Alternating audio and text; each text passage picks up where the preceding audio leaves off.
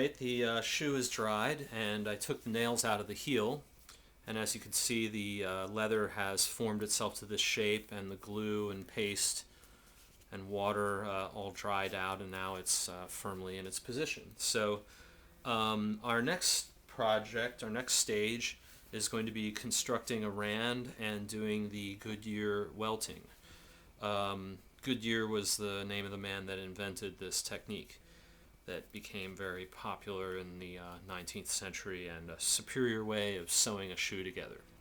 Before that, it was more common and to use the more primitive technique of simply pegging the entire shoe with actual little wooden pegs that you hit through the leather into the insole.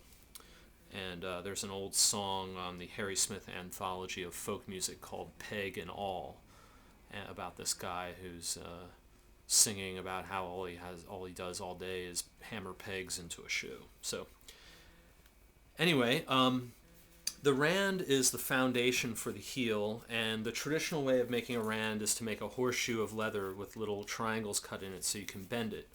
And I'm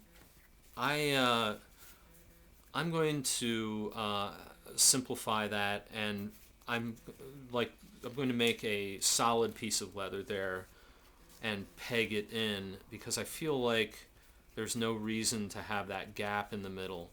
At first I was thinking that it could help form the cup shape for the heel to rest in, but after thoroughly hammering the insole down, I don't see that as happening any more than it already has. So I'm going to make a more substantial rand out of a solid, rather than U-shaped piece of leather, a whole piece of leather here, which will also give me a place to slide the shank into.